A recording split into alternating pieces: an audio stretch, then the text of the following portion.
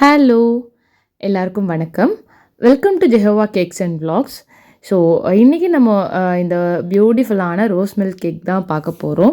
So வீடியோக்குள்ளே போகிறதுக்கு முன்னாடி நீங்கள் ஃபர்ஸ்ட் டைம் நம்ம வீடியோவை பார்க்குறீங்கன்னா please subscribe my channel and சைடில் இருக்க பெல் ஐக்கானையும் கிளிக் பண்ணிக்கோங்க ஃபார் மோர் வீடியோஸ் அண்ட் அப்டேட்ஸ்க்கு.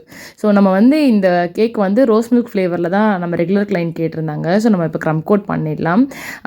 ஸோ பிங்க் கலரில் நம்ம கேக் ஸ்பாஞ்சு ரெடியாக இருக்குது. அண்ட் இதில் நம்ம ஹோம்மேடில் பண்ண ரோஸ் மில்க்கை வச்சு நம்ம ஃபுல்லாகவே சோக் பண்ணிக்கிறோம். ஸோ இதில் வந்து நம்ம ரோஸ் மில்க் நல்லா கொஞ்சம் ஜூஸியாகவே சோக் பண்ணால் தான் அந்த கேக்கோட டேஸ்ட் வந்து ரொம்ப சூப்பராக இருக்கும். ஸோ நம்ம வந்துட்டு ஒவ்வொரு லேயராக இந்த சேம் டைப்பில் தான் ஐசிங் பண்ண போகிறோம். ஃபர்ஸ்ட் வந்து பார்த்திங்கன்னா விப்பிங் க்ரீம், ஏன்னா ரொம்ப க்ரீம் கன்செப்ஷன் இருக்க வேண்டாம்னு சொல்லியிருந்தாங்க. அதனால் லைட்டாக தான் பண்ணியிருக்கேன். ஸோ அதனால் பார்த்து பட்டும் படாமல் தான் நான் ஐசிங் பண்ணிகிட்ருக்கேன்.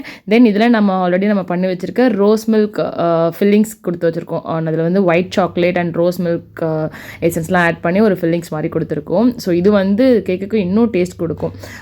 ஸோ இது மேலே வந்து பார்த்திங்கன்னா நம்ம நட்ஸ்லாம் வந்து தூவிக்கலாம். ஸோ அண்ட் அடுத்த லேயரையும் இதே சேம் டைப்பில் தான் ஐசிங் பண்ணி எடுத்துகிட்ருக்கோம்.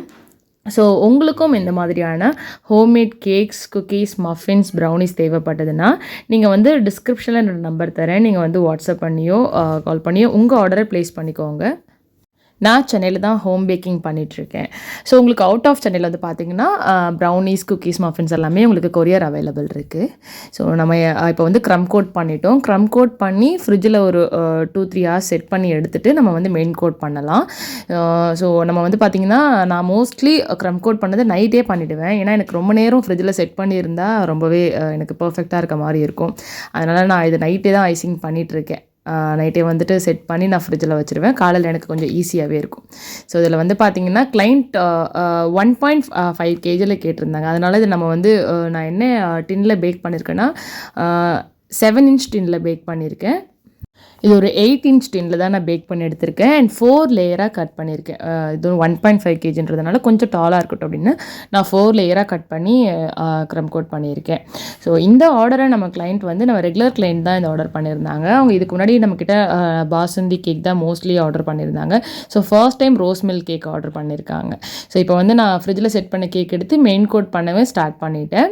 ஸோ இது வந்து பிங்க் கலர் தான் மெயின் கோட் பண்ணிகிட்ருக்கேன். ஏன்னா அது ரோஸ் மில்க் ஃப்ளேவர் இல்லைங்களா. ஸோ அதனால் நான் பிங்க் கலரில் ஐசிங் பண்ணிகிட்ருக்கேன். கொஞ்சம் ஸ்மூத்தாகவே எனக்கு ஐசிங் பண்ண வந்துட்டுருக்கு.